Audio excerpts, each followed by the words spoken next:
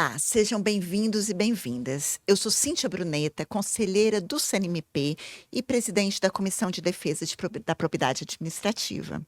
Você está no Integridade em Foco. O podcast coloca a defesa da probidade, da ética, da transparência em seu devido lugar, como um compromisso colaborativo de toda a sociedade.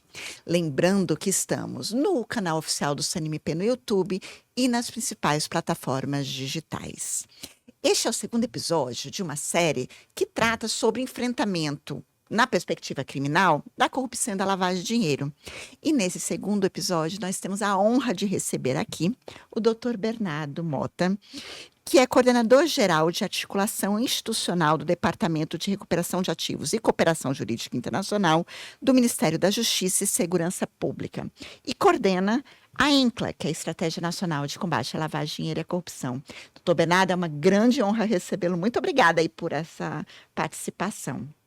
Doutora Cíntia, a todos que nos veem aqui, para mim sempre também é uma honra participar desse tipo de iniciativa. Reputo esse tipo de iniciativa como uma das ferramentas importantes para se divulgar o trabalho que é feito pelo Estado brasileiro. E quando a gente fala da coordenação da ENCLA enquanto uma estratégia, queremos falar como uma estratégia de Estado, não uma estratégia de um governo de turno, mas sim uma estratégia de Estado, onde a gente tem ali uma mesa de articulação interinstitucional, onde ali muitas vozes e muitos atores participam do processo de elaboração das políticas públicas, que quem ganha, no final das contas, é a sociedade, porque é o Estado reagindo em combate ao crime organizado. Obrigada. Estamos aqui também com o Dr. João Terra, promotor de Justiça do Estado de São Paulo, que coordenou pela CDPA, pela Comissão, os trabalhos da ENCLA no ano passado. Mas eu sempre começo, porque aqui a gente fala, quando a gente fala em ENCLA, a gente normalmente fala de uma sigla que fica dentro do sistema de justiça, né, que não tem essa visibilidade maior para fora.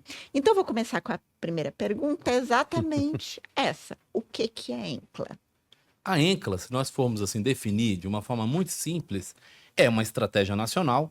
Na verdade, ela é um foro de articulação entre órgãos, especialmente aqueles órgãos de Estado. Eventualmente temos participação de entidades do setor privado e até mesmo da organização da sociedade civil. Então, é um foro onde hoje contemplamos mais de 90 órgãos atuando para a elaboração das ações que visam a prevenção e combate à lavagem de dinheiro, corrupção e os crimes conexos, dentre eles o crime organizado. É claro que se a gente for tratar, como estamos em um ambiente de elaboração de políticas públicas, na verdade a gente tem que pensar que, obviamente, existe um grau, talvez, de não exposição, ou ela não tem a divulgação sobre tudo o que acontece ali, porque justamente é o momento em que os órgãos se sentam, trocam experiências, há divergências muito construtivas, em que ali surge, ao final, o resultado é uma boa política. Uma política consensual, uma política que é legitimada por órgãos dos três poderes e Ministério Público, além das três esferas, federal, estadual e municipal. Ou seja, é um ambiente muito amplo, mas é claro que no momento em que se está elaborando uma política, talvez algum nível de sensibilidade, algum nível de reserva a gente tem que manter. Mas é claro que aquilo que pode ser divulgado e deve ser divulgado enquanto uma política resultante desse trabalho, certamente ela tem a sua divulgação devida. Que ótimo. Eu posso garantir, doutora Cíntia, que é um espaço extremamente democrático, né? Eu tive a honra realmente de participar o ano passado, fui extremamente bem recebido pelos colegas e é imprescindível a participação do Ministério Público nessa seara. E agradecer agora pessoalmente ao Dr. Bernardo pela acolhida e pela oportunidade de nós podermos desenvolver ações, inclusive. Vou dizer que a primeira vez que eu tive contato com a ENCLA foi como juíza federal. Fui representante indicada pela JUF para participar de uma das ações específicas. Acho que tem... O problema é que toda vez que eu vou falar quanto tempo faz, assim, é mais de uma década, mais de 2 décadas, mais de 3 décadas. Somos jovens há mais tempo. Eu acho, eu vou adotar isso aí. Na verdade, eu acho que a ENCLA também tem um legado importante, porque nós conseguimos colocar na mesa a parte preventiva e a parte repressiva. A gente sabe aquela máxima que todo mundo diz, né? Que a gente combate o crime organizado sufocando a capacidade financeira. Isso é uma máxima que temos que carregar. Mas se colocar à mesa a parte preventiva e a repressiva não é tão simples quanto parece. Então, você colocar os órgãos de supervisão, por exemplo, o próprio mercado financeiro, Sim. que se representa por meio da FEBRABAN, é um exemplo, né, de um participante da ENCLA, mas colocar ali os órgãos de investigação e persecução penal e mesmo o judiciário Sim. é algo muito trabalhoso, mas é muito prazeroso, por outro lado, porque a gente coloca todo mundo na mesma página. O preventivo ele tem que caminhar com o repressivo.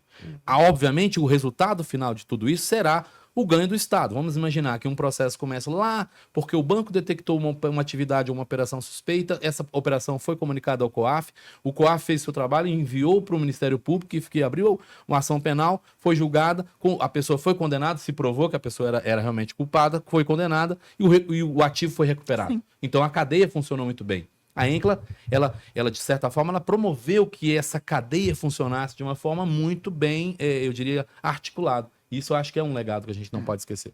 Um parênteses aqui é que quando a gente fala em judiciário, tem até uma discussão que quando a gente fala em judiciário, a gente não pode falar que o judiciário combate, porque o judiciário não combate. Mas a participação do judiciário na ENCLA é muito salutar. E uma pergunta, assim, desde aquela época que...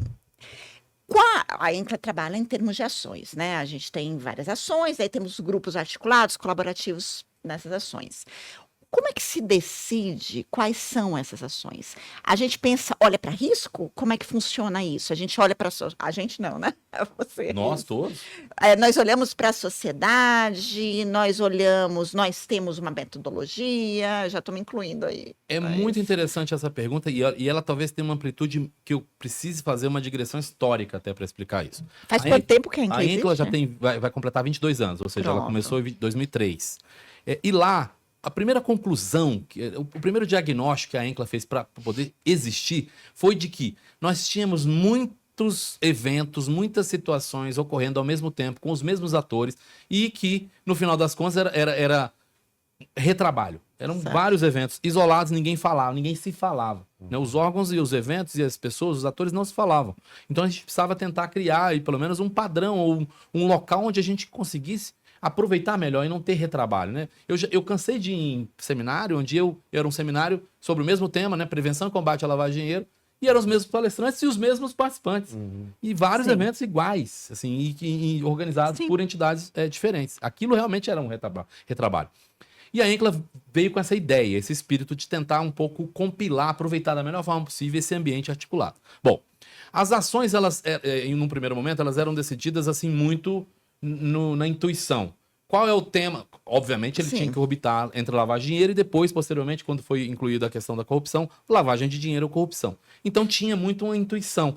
E os órgãos decidiam, né? A ENCLA tem as suas instâncias, a plenária e o grupo de gestão integrada, o gabinete de gestão integrada, decidia muito em função daquilo que era mais frequente ou que todos entendiam ser mais legítimo ou mais Sim. prioritário. Então, era muito na intuição.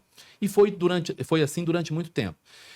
A partir de 2023, foi criado o Comitê de Governança, que foi uma instância que a ENCLA precisou criar, porque ela vinha perdendo um pouco a força política. Política no sentido de ter ali o apoio dos dirigentes. Certo. Né? Era um grupo de técnicos trabalhando, e esse grupo de técnicos decidindo sem, eventualmente, sequer consultar o seu dirigente máximo. E a gente achou que a ENCLA, ao longo de alguns anos, foi perdendo essa força política. A ENCLA já foi formadora de opinião, de discutir, debater Sim. projetos de lei no Congresso e realmente ser ouvida, né, com uma força muito grande enquanto uma entidade de articulação.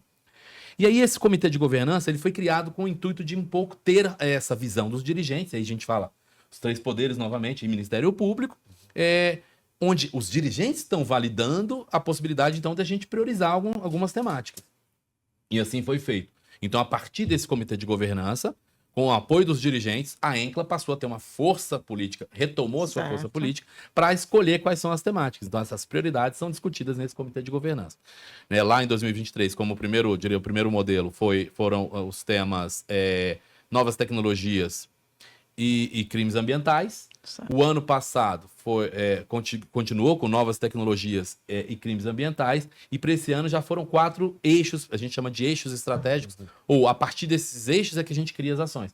Então, crimes ambientais continuam, que tem sido uma prioridade muito grande do Brasil, não só no Brasil, mas com efeito no exterior. Aí o crime organizado entra com muita força, então o crime organizado na cadeia produtiva, como a gente vai combater essa estrutura. As tecnologias disruptivas no combate à lavagem de dinheiro e corrupção, então a gente pensa redes sociais, Sim. mecanismos de comunicação instantânea, uma série de ferramentas tecnológicas que são benéficas para a sociedade, mas que têm sido usadas pelo crime organizado, para fraude e tal. Inteligência artificial. Inteligência artificial, mineração de dados, grandes volumes de dados.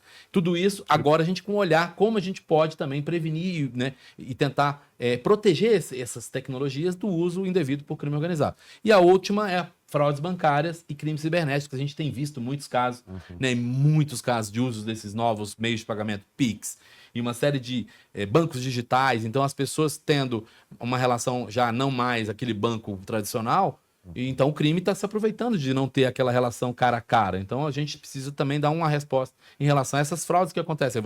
Todo mundo recebe aí uma mensagem, o banco te liberou um crédito, o Sim. banco falou que seu CPF tá indo pro... né, Clica aqui. E aquilo tudo é fraude, aquilo tudo é um robô, e o crime organizado está por trás. Então, um pouco com essas prioridades. E a partir desses eixos, a gente aprovou 10 ações. Eu não vou me lembrar de cabeça quais são essas 10 ações, mas todas elas vão, de alguma forma, versar sobre um desses 4 eixos, e com a ideia de que essa priorização foi dada por esse comitê de governança.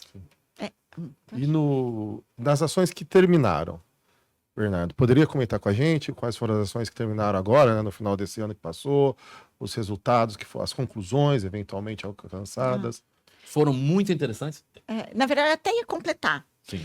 Sobre os produtos dessas discussões, eles se materializam de que forma? Notas técnicas, já foram criadas estruturas a partir dessas ações? Como é que se materializa? Vou dar um exemplo. Só para complementar a pergunta. Eu vou fazer falar sobre os dois pontos. Em relação às ações, o ano passado foram aprovadas 6 ações, sendo que 4 delas versavam sobre a parte mais relacionada a crime ambiental. Então, nós tivemos a discussão sobre o mapeamento, um diagnóstico dos riscos da cadeia do gado, ou seja, olhando o mercado produtivo pecuário, mas como ele estava sendo abusado ou usado indevidamente pelo crime organizado, quer seja ele para, por exemplo, criar pasto em área de proteção ambiental, quer seja ele na venda, não registro daquele rebanho, não registro da população bovina, negócios feitos subfaturados ou superfaturados, a gente entender como é que funciona esse mercado e se ele, de alguma forma, estava sendo usado pelo crime organizado. Então, um mapa sobre a cadeia do gado, também com implicações de crimes ambientais. O segundo, a mesma lógica para a cadeia da madeira. Aí a gente chama de lavagem de madeira e lavagem de dinheiro proveniente da madeira. Você tem um tráfico de madeira muito grande. O Brasil ele é uma fonte inesgotável de madeira. E esse mercado é um mercado muito grande, é um mercado internacional que envolve uma capacidade do Estado de monitoramento e de fiscalização muito grande. E a gente sabe que, por exemplo, áreas como a Amazônia é de muito difícil acesso. Então, às vezes a fiscalização é precária, às vezes existe corrupção daquela pessoa que está lá na ponta. É uma estrutura muito difícil de você conseguir mapear. Você tem uma cadeia onde outros crimes estão relacionados. Então, tudo isso fica difícil você entender como é que funciona esse mercado ilegal de venda de madeira. E aí o terceiro foi, a gente observou a questão, aí sim, um foco no crime ambiental. Você ter como que funciona o processo de licenciamento para empreendimentos imobiliários ou empreendimentos que sejam um resort, que são feitos em áreas de proteção ambiental. Como que é esse processo de licenciamento? Às vezes a corrupção, porque às vezes é um local de proteção ambiental que não poderia ser tocado. E às vezes ele consegue uma liberação. Então, como que funciona esse... e aí nós fizemos um mapeamento e até criamos ali um manual para entender exatamente como é que funciona esse processo de licenciamento para empreendimentos ali que vão explorar, ou que vão ser construídos em locais de proteção ambiental. Como é que funciona essa relação?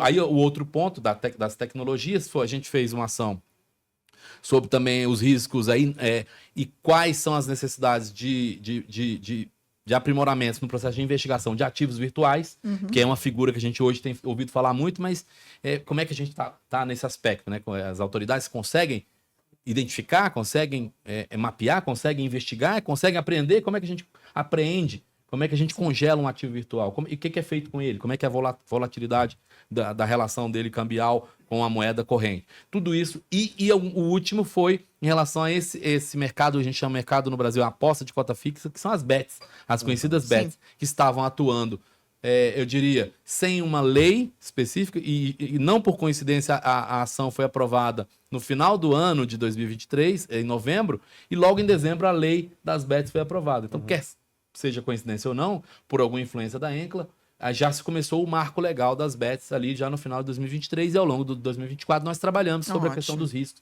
dessas ações. Em relação ao ponto que você tinha colocado, mais sobre... a materialização dos resultados. A materialização dos resultados. Como é que vai? Basicamente, eu vou tentar assim também resumir de uma forma simples.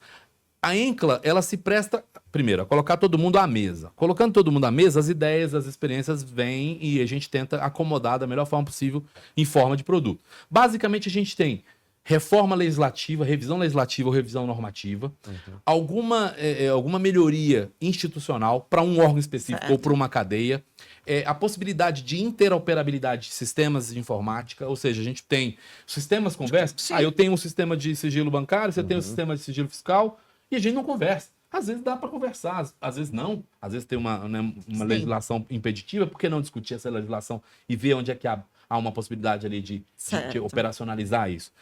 Treinamentos, bases de dados, porque te dou um exemplo, o CCS, aquele Cadastro Único de Correntistas do Banco Central, ele é produto da Enqla. O Simba é produto da Enqla. O Bacen Jude é produto da Enqla. Eu não sabia que o Bacen Jude... Tudo é Bacen Jude, foi discussão da Enqla. Ou seja, bases tecnológicas. Mudou minha vida, sério. Só queria dizer. Eu tenho certeza que como sim. juíza, Eu claro. tenho certeza que sim, porque obviamente é aquela primeira premissa que eu disse lá atrás. A Enqla simplesmente colocou luz a dizer assim, os órgãos não estão se falando, a gente precisa colocar todo mundo à mesa. A gente tinha, né? tinha volumes e volumes de processo só com ofício negativo. E outros dois exemplos que eu digo que são produtos da Enqla que viraram parte hoje da estrutura do DRCI, lá o departamento onde eu trabalho, a Enqla enquanto a estratégia, mas nós temos o PNLD, Programa Nacional de Capacitação, Treinamento, Lavagem de Dinheiro e Corrupção, que é um programa permanente. Hoje nós já treinamos mais de 30 mil agentes públicos ao longo desses 15 anos de PNLD.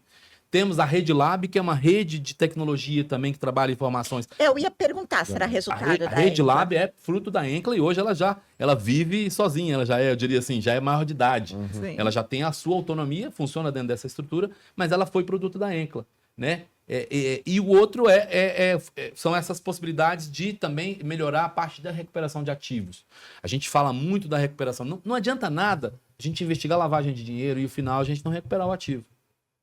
Não terá valido a pena, não terá valido, terá custado muito para o Estado e o resultado. Então, hoje, a Enqla também está se prestando muito a colocar um olhar pouco mais cuidadoso sobre as possibilidades, ou pelo menos assim, uma estrutura de procedimentos e uma lógica, uma dinâmica para como melhorar também a forma de recuperar esses ativos em todas as suas fases, quer seja na fase da identificação ali, apreensão, alienação, a destinação, ou seja, vários atores participando desse mesmo processo. Ou seja, a Enqla teve muitos produtos importantes ao longo desses anos. E é correto afirmar, então, que a Enqla colabora e muito para a produção de conhecimento imprescindível ao enfrentamento à criminalidade nessa seara. Não há dúvida. A base é a produção de conhecimento, não é? Não há dúvida. Quando você fala em bases de dados, não só os dados em si, mas assim, esse programa permanente de treinamento e materiais, publicações, cartilhas, manuais, guias, diagnósticos, estudos de caso, tipologias, relatórios, notas técnicas. Nós fizemos uma nota técnica, por exemplo, na ação da cadeia do gado, um dos produtos foi uma nota técnica para ver a possibilidade de melhorar a comunicação entre o que é a parte investigativa dessa coisa do crime no mercado pecuário com o setor produtivo. E sempre a gente diz, a gente não quer afetar o negócio pecuário, a gente quer que o negócio seja protegido. Para isso eu preciso, às vezes, de informações dali. Então, a nota técnica que mostrava um pouco possibilidades da gente ter mais informações em relação a como o negócio desenrola. Porque, dependendo de como o negócio desenrola, o que está acontecendo aqui no mundo criminoso, é um alerta para mim. Eu Sim, vou com ficar certeza. com uma atenção maior quando eu vejo que não é comum determinados comportamentos naquele mercado. Então, uma série de situações funcionam dessa forma. Então, o conhecimento se produz ali e fica ali com um grande E legado. a gente acabou falando um termo aqui, Rede Lab, Eu e a até ia doutora Cíntia, perguntar. a gente não pode falar sigla, porque É a porque, gente... é, Não, não, não, é não, porque não, quando eu cheguei é. aqui no conselho, porque assim, o Ministério Público tem muita sigla, né? Nossa, não só o Nossa, Ministério eu Público. cheguei aqui no conselho, era quase como se às vezes tivesse uma reunião que estavam falando um dialeto. Porque e principalmente que como eu sou juíza federal e a maior parte das siglas do Ministério Público são do Ministério Público Estadual, né? Não é Então, nada. falei assim, mas eu ia perguntar sobre a Rede Lab, não só a questão porque eu tenho aqui minha colinha, que Ótimo. Rede Lab é Rede Lab LD, né? Rede de Laboratórios de Tecnologia contra a Lavagem de Dinheiro. Mas eu ia perguntar exatamente o que é essa estrutura?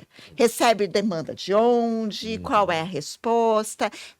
É nacional ou tem um incentivo para ter de forma local? Como é que funciona aí a Eu gosto de ideia? começar falando da Rede Lab. Eu sempre uso o nosso amigo Gustavo Rodrigues, ex-presidente do COAF, com quem eu trabalhei muitos anos. Ele usava essa expressão e eu uso até hoje. E falo e cito ele porque para não quero manter aqui os direitos autorais.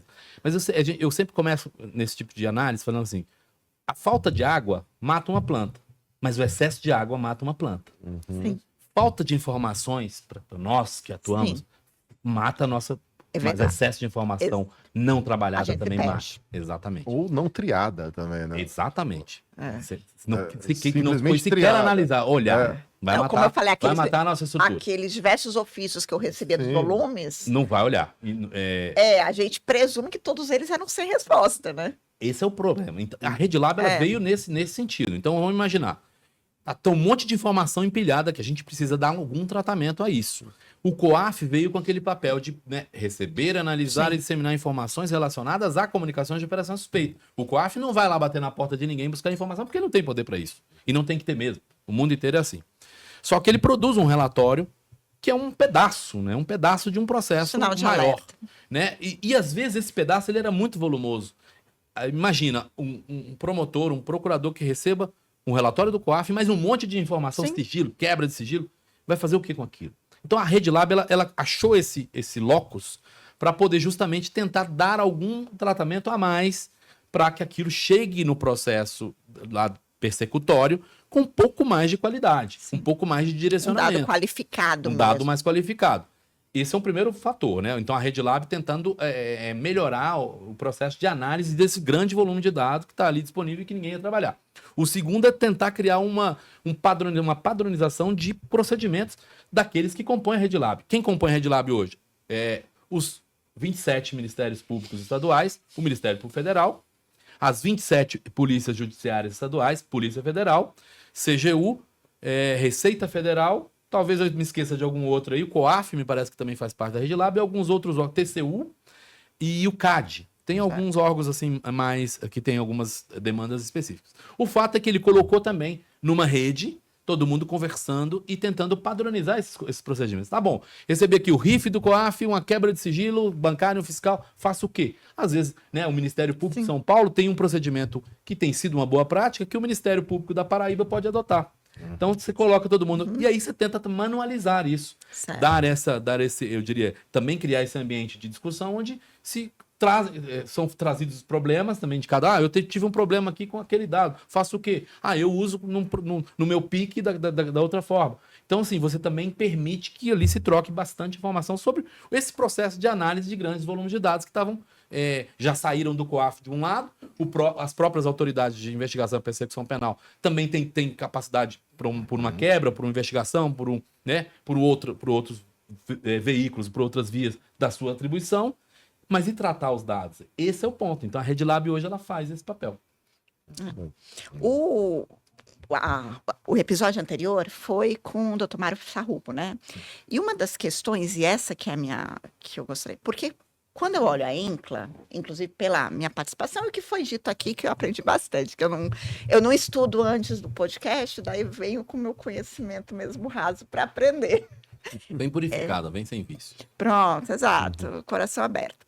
Mas a INCLA, a gente pode pensar como uma perspectiva de sistema de justiça. Está inserida nessa perspectiva de sistema de justiça.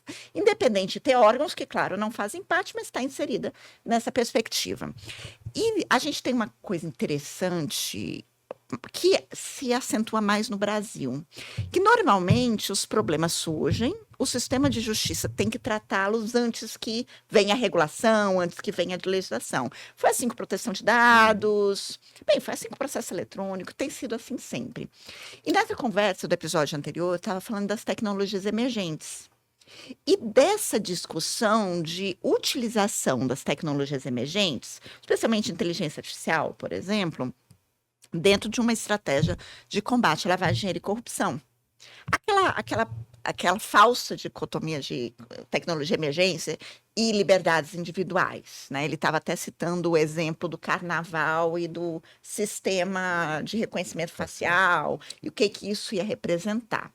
Como que é essa discussão dentro da INCLA? Porque, inclusive, eu acompanho as discussões legislativas e eu acho que a gente vai ter que dar uma resposta, a gente vai ter que dar um tratamento ou uma regulação, uma orientação anterior. Como é essa discussão das tecnologias emergentes para o combate à lavagem de dinheiro e corrupção dentro da INCLA? O que a gente tenta sempre prezar, assim, em primeiro lugar, é ver a INCLA como...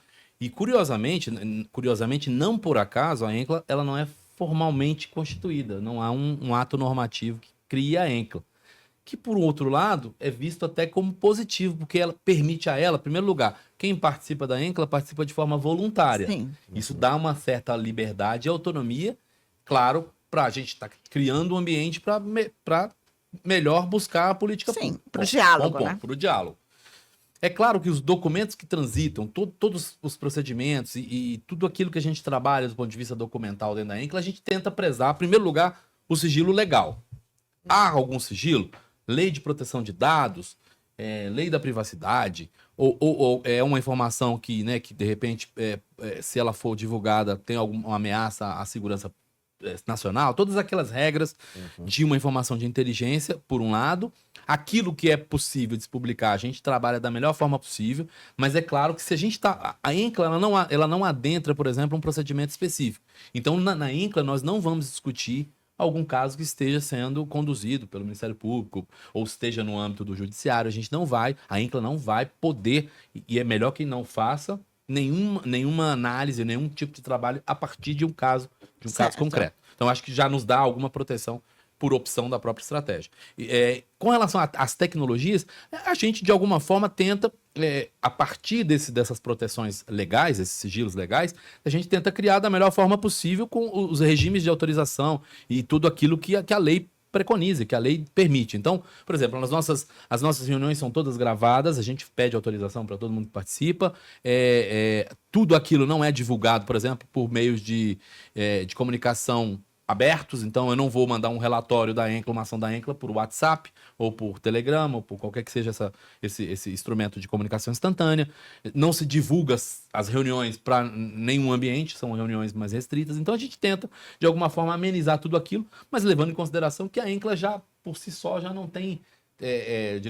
nós não temos nem sequer acesso a essas informações que têm um nível de proteção ou um nível de sensibilidade grande. Então, para nós é muito tranquilo lidar com isso. Claro que a gente tem a parceria dos órgãos que participam, né? E as garantias que a gente tenta sempre usar a partir desses instrumentos tecnológicos que tocam essas questões. Mas há alguma orientação em termos disso? Assim, algum indicativo sobre como enxerga o combate à corrupção e à lavagem de dinheiro a partir ou com a ajuda de instrumentos de tecnologias? Com certeza.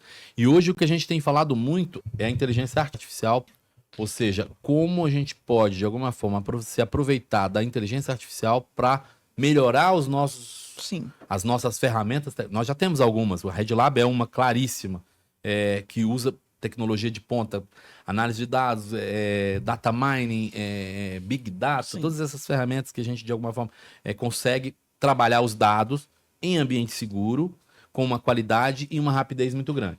Mas é claro que, de certa forma, sempre há... E a INCLA, de certa forma, ela ouve muitos órgãos que, de alguma forma, têm algum problema quanto a isso. Então, a gente tenta, não criar, nós não temos uma base de dados ENCLA, não é a ideia, certo. não é a função da ENCLA, mas a gente tenta, de alguma forma, mobilizar quem quer que seja para, se há alguma falha, algum problema, alguma necessidade de algum órgão que tenha dificuldade de Coloca trabalhar, para conversar. coloca para conversar. Então, esse é o nosso papel. Não, essa questão de colocar para conversar é fantástico. Não, e porque- de não ser formal também é fantástico. Sim, Eu de ser participei, voluntário. eu participei de um processo de elaboração da ENCLA, vou chamar de ENCLA, em Cabo Verde, né?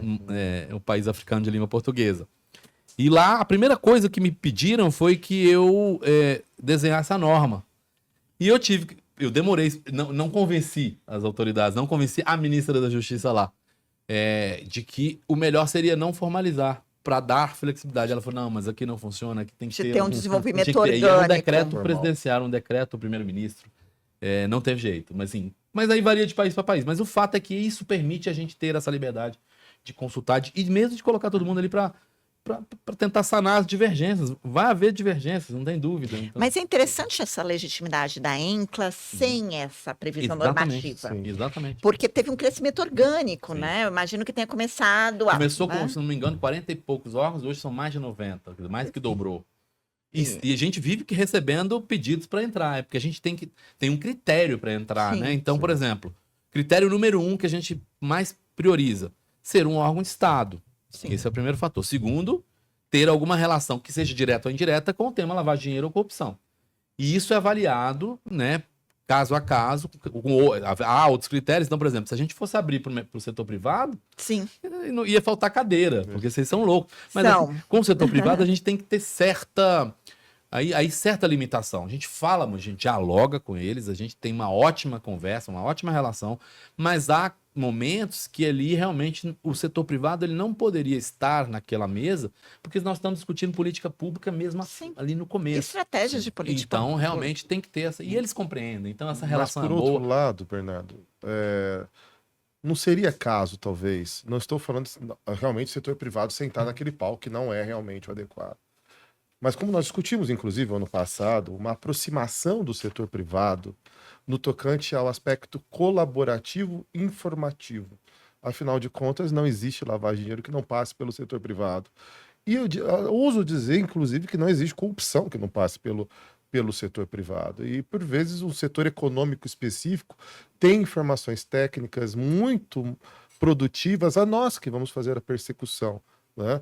Alguma medida imaginada, né? Se pudesse comentar a respeito disso. Já há, quer dizer, não quer dizer que eles não participem. Sim. O que nós fizemos? Abrimos algumas frentes de atuação dos três. Setor privado mesmo, a fundo, o mercado privado, a academia, as universidades. A gente tem diálogos hoje, a gente vai abrir uma frente que seria grupos de estudo, a gente poder aproveitar, né, de estudos que já são conduzidos ou eventualmente possam ser conduzidos no nível acadêmico, de aprofundamento, nível de mestrado, doutorado, o que quer que seja.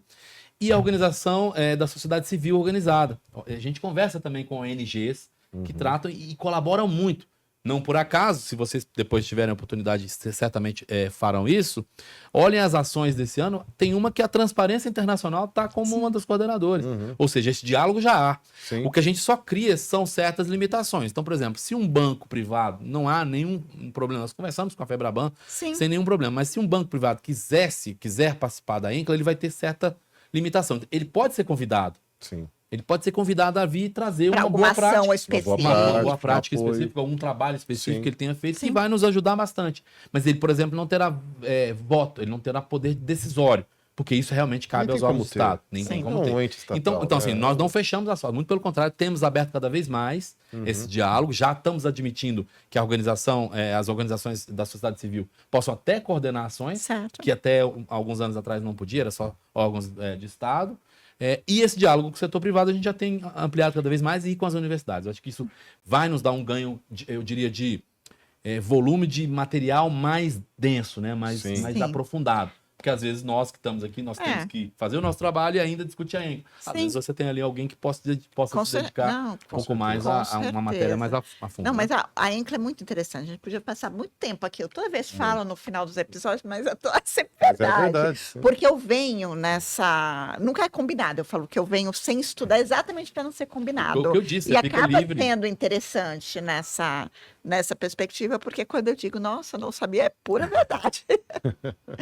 Mas muito obrigada, doutor Obrigado, Bernardo, por aceitar o Bernardo, convite, viu? pela participação aqui no Integridade em Foco. Para nós Agradeço é um demais. prazer, você NMP é um membro assíduo da ENCLA e para nós é uma honra também poder colaborar com vocês e sempre esperando que vocês colaborem Olha, conosco, como sempre colaboram. a honra é toda nossa. Obrigado. Assim, agradeço demais. E você que nos assiste deve participar do Integridade em Foco. Pode sugerir convidados, indicar temas, sugerir perguntas, inclusive. Lembrando que estamos no canal oficial do CNMP no YouTube e nas principais plataformas digitais.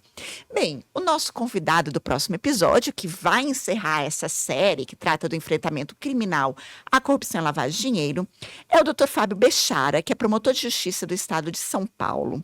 É integrante do Grupo de Atuação Especial de Repressão ao Crime Organizado, GAECO, professor da Universidade Presbiteriana Mackenzie, integrante do Grupo de Trabalho Compliance Ministerial da Comissão. Dr. Bechara é um colaborador aqui da CDPA. E o Integridade em Foco fica por aqui. Para ouvir esta e outras edições do programa, já falei, vamos para os canais oficiais do CNMP em YouTube e principais plataformas digitais. E a gente se encontra no próximo episódio para continuar essa conversa sobre transparência, ética, probidade, integridade na administração e na sociedade brasileira. Te espero até lá.